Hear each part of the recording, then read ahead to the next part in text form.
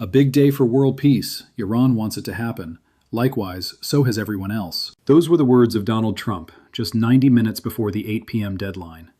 The world was on a knife edge, waiting for the strike that seemed inevitable. The B-52s were already in the air, crossing into the Persian Gulf.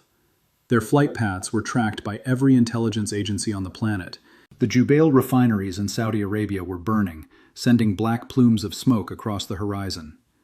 A grim preview of the destruction to come. We were prepared for total darkness, for a power plant day that would have erased a civilization's modern infrastructure in a single wave of strikes. But then the unthinkable happened. A 2-week ceasefire was signed. It wasn't mediated by the UN in New York or the EU in Brussels. It was mediated in the heart of South Asia, Pakistan. A nation that stepped into the breach when traditional diplomacy had failed. Tonight on Global Context, we are breaking down the miracle in Islamabad. How did we move from the brink of nuclear war to a peace summit in less than 48 hours? Who blinked first? Was it the pressure of the 8 p.m. deadline, or was there something more profound happening behind the closed doors of Islamabad? And more importantly, is this a genuine step toward peace, or just a 14-day timeout for both sides to reload their missiles and refuel their bombers? We are looking at the logistics, the economics, and the hidden traps that could turn this bridge into a highway to further conflict. Strap in. This is the story of how the world dodged World War III. For now. Welcome to Global Context. To truly grasp the gravity of this ceasefire, we have to look at the sheer chaos of Tuesday afternoon. Donald Trump was at his most aggressive. Inside the West Wing, the mood was described as apocalyptic. The usual banter was replaced by the cold silence of a war cabinet in final preparation. The Pentagon had already authorized Operation Epic Fury. The target packages were locked into the flight computers of the B-2 Spirit and B-52 bombers. We are talking about a list of 11,000 targets. This wasn't just a surgical strike. It was a plan for the complete deconstruction of Iran's national power. Not just military bases, but the arteries of Iran. Power substations in Tehran, the Varesk Bridge, the telecommunications hubs in Isfahan. Everything was marked. But while the world watched the Truth Social threats, a frantic air bridge of diplomacy was happening behind the scenes, away from the public eye. PM Shahbaz Sharif and Field Marshal Asim Munir were engaged in a high-stakes three-way call between the White House and Tehran. Pakistan's role here cannot be understated. As a nation with a shared border with Iran and a deep strategic partnership with the US, they were uniquely positioned. They were the only ones who could bridge the gap. Pakistan's intelligence agencies had spent 48 hours relaying messages that others couldn't handle. Pakistan didn't just ask for an extension. They presented a pre-negotiated framework known as the Islamabad Accord, a comprehensive roadmap for de-escalation. Why did Trump accept? It wasn't just a change of heart. Intelligence reports from the Treasury Department and the CIA warned of a global economic heart attack. Think about the math. If Iran's grid goes down, the Strait of Hormuz stays closed indefinitely. The world loses 21 million barrels of oil per day. The result? A permanent depression, $200 oil, and the collapse of the Western banking system within 72 hours. The math was simply too dangerous to ignore. In a classic Trump move, he saw the cliff and decided to build a bridge instead. He claimed total victory, stating that his pressure had already worked. He traded the role of the destroyer for the dealmaker in a single hour. It was a masterclass in brinkmanship that almost ended in disaster. The most immediate and tangible win of this ceasefire? The Strait of Hormuz is breathing again. The world's energy supply has a 14-day reprieve. According to Reuters and the Japan Times, Iran has agreed to a regulated passage for the next 14 days.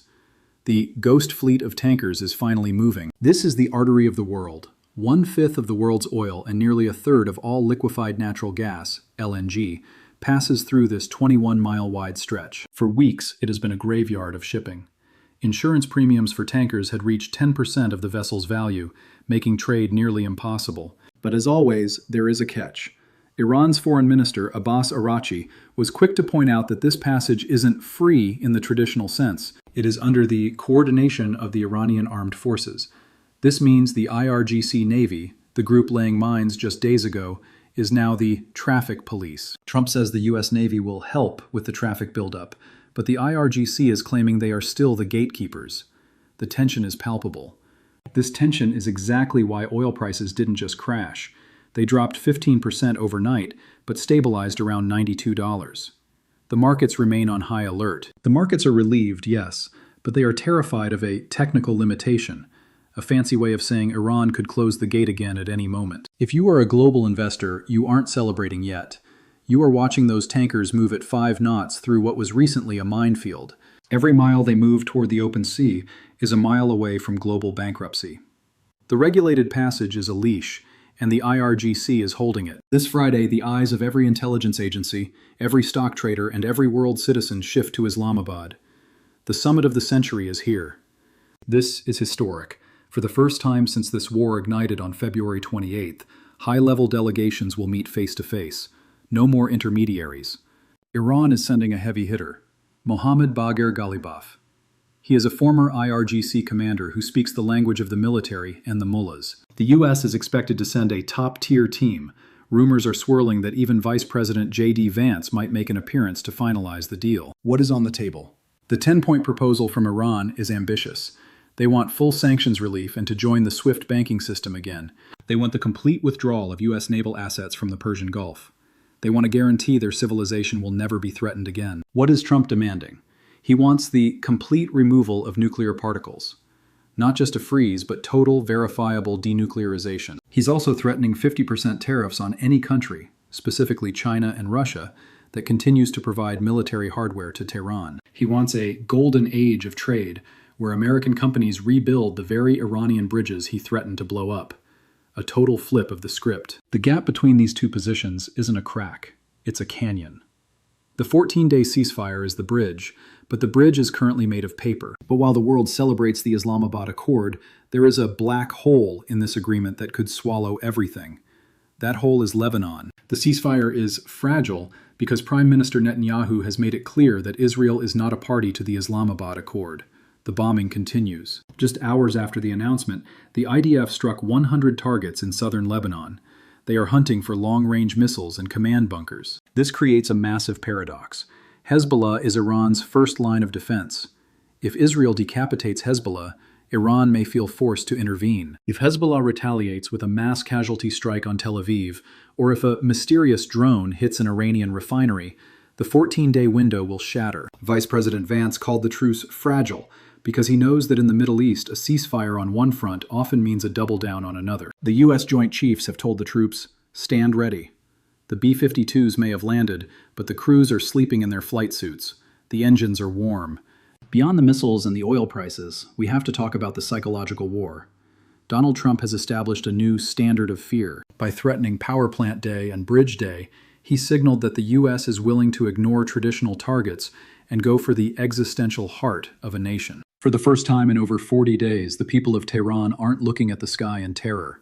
The human shields are finally going home. But is this a real peace, or is this a reload period? Military analysts point out that both sides were reaching a logistics ceiling. The U.S. was burning through precision munitions at an incredible rate, and Iran's air defenses were completely exhausted. Both sides needed a pause. This 14-day gap allows the U.S. to resupply its bases and allows Iran to move its remaining assets into hardened bunkers deep in the Zagros Mountains. The miracle in Islamabad might just be the world's most expensive tactical pause. A game of chicken played at Mach 2 between two exhausted powers. So, did we just save the world? Pakistan's intervention has undoubtedly bought us time. Without the Islamabad Accord, tonight would be the end. We would be talking about radiation counts, the collapse of the internet, and the total disintegration of the global supply chain. Instead, we have hope, but the trigger is still cocked. The B-52s are back at their bases, but they haven't been decommissioned. The tankers are moving under crosshairs. Friday in Islamabad is the 0 hour. If that meeting fails, if the human chains reform, then the 8 p.m. deadline just gets rescheduled. What do you think? Did Pakistan pull the world back, or are we just watching a theatrical performance before the final act? Let us know in the comments. This is Global Context. We will be live from Islamabad this Friday, bringing you the updates others won't touch. Stay alert, stay informed, stay prepared. Global Context.